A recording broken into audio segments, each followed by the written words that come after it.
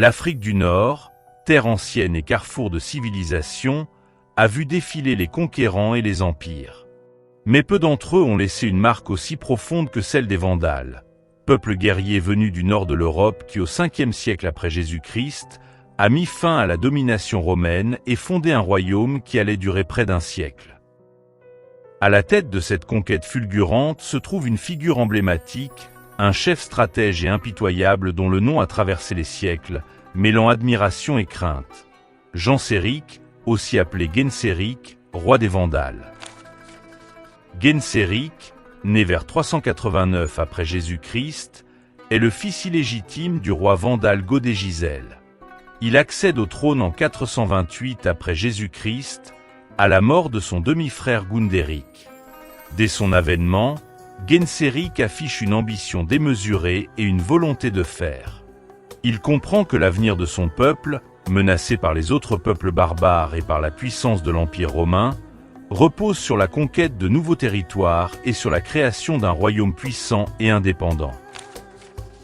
Genséric est un stratège militaire exceptionnel, doté d'une intelligence vive, d'un sens tactique hors pair et d'une capacité d'adaptation remarquable. Il comprend les faiblesses de l'Empire romain d'Occident, affaibli par des crises internes et menacé par les invasions barbares en Europe. Il voit en l'Afrique du Nord, province riche et stratégique, une terre d'accueil idéale pour son peuple.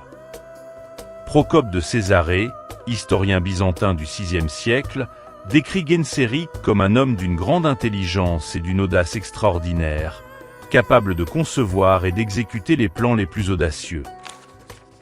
En 429 après Jésus-Christ, Genséric prend une décision audacieuse. Il ordonne à son peuple de franchir le détroit de Gibraltar et de débarquer en Afrique du Nord. Cette décision est motivée par plusieurs facteurs. Premièrement, la richesse de la province d'Afrique.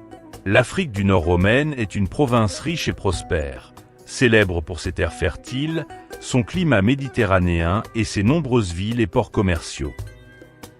Deuxièmement, la faiblesse de l'Empire romain d'Occident. L'Empire romain, affaibli par des crises internes et des invasions barbares en Europe, n'est pas en mesure de défendre efficacement ses provinces éloignées. Troisièmement, les divisions religieuses en Afrique du Nord.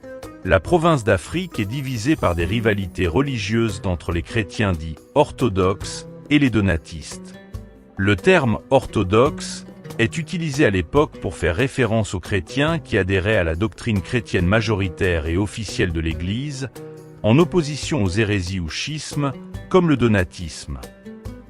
Quatrièmement, l'opportunisme de Genséric. Genséric sait exploiter les faiblesses de ses ennemis et saisir les opportunités qui se présentent à lui. Le débarquement des Vandales en Afrique du Nord prend les autorités romaines au dépourvu. Le comte Boniface, gouverneur militaire de la province d'Afrique, est mal préparé à faire face à une invasion de cette ampleur. Les légions romaines stationnées en Afrique du Nord, affaiblies et démotivées, ne sont pas en mesure de stopper l'avancée des Vandales. Genséric, à la tête d'une armée estimée à environ 80 000 personnes, dont 20 000 guerriers, progresse rapidement à travers l'Afrique du Nord.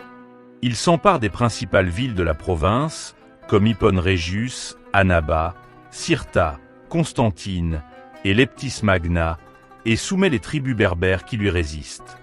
En 439 après Jésus-Christ, après un siège de plusieurs mois, Genséric s'empare de Carthage, la capitale de la province d'Afrique. La chute de Carthage marque la fin de la domination romaine en Afrique du Nord et la naissance du royaume vandale d'Afrique. Genséric fait de Carthage la capitale de son nouveau royaume.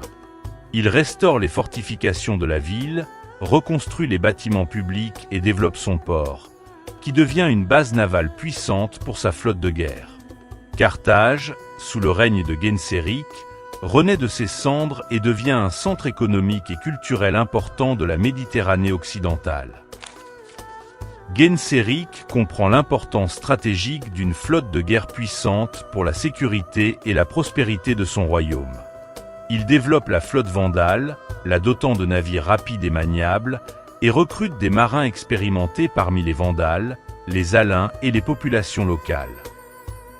La flotte vandale devient rapidement la plus puissante de la Méditerranée occidentale, lui permettant de contrôler les routes maritimes, de lancer des raids sur les côtes de l'Empire romain et de projeter sa puissance sur l'ensemble de la région. En 455 après Jésus-Christ, Genséric mène sa flotte vers Rome et met à sac la ville éternelle. Le sac de Rome par les Vandales est un événement traumatisant pour l'Empire romain d'Occident. Il montre la vulnérabilité de Rome face aux invasions barbares et l'impuissance de l'empereur à protéger sa propre capitale. Le sac de Rome est également un symbole de la puissance de Genséric et du royaume vandale d'Afrique. Genséric est un roi impitoyable et autoritaire. Il n'hésite pas à utiliser la violence et la terreur pour maintenir l'ordre dans son royaume et éliminer ses ennemis. Il est également un diplomate habile, capable de négocier des traités de paix avec ses ennemis et de conclure des alliances stratégiques avec d'autres peuples barbares. Le règne de Genséric est également marqué par des persécutions religieuses. Les Vandales, adeptes de l'arianisme, une doctrine chrétienne jugée hérétique par l'Église de Rome, persécutent les chrétiens dits orthodoxes d'Afrique du Nord. Ils ferment les églises, confisquent les biens de l'Église et exilent ou exécutent les évêques et les prêtres qui refusent de se convertir à l'arianisme. Genséric meurt en 477 après Jésus-Christ, après un règne de près de 50 ans. Il laisse derrière lui un royaume puissant et prospère, mais également un héritage controversé. Il est souvent présenté comme un roi barbare et destructeur, responsable du sac de Rome et des persécutions religieuses en Afrique du Nord. Cependant, il est aussi un stratège militaire de génie, un politicien habile et un roi bâtisseur qui a contribué à la prospérité de son royaume. L'héritage de Genséric et des Vandales en Afrique du Nord est complexe et multiforme. Ils ont mis fin à la domination romaine, mais ils ont également introduit de nouvelles tensions religieuses et politiques dans la région. Leur règne, marqué par la violence et les persécutions, a laissé des cicatrices profondes dans la mémoire collective des populations nord-africaines. Après la mort de Genséric, le royaume vandale d'Afrique va connaître une période de déclin, affaibli par les luttes de succession, les révoltes berbères et les ambitions de l'Empire romain d'Orient, qui cherchera à reconquérir ces anciennes provinces d'Afrique. Le règne des Vandales en Afrique du Nord ne sera qu'une parenthèse dans l'histoire de la région, mais une parenthèse violente et marquante qui va bouleverser l'ordre établi et préparer le terrain pour de nouveaux changements.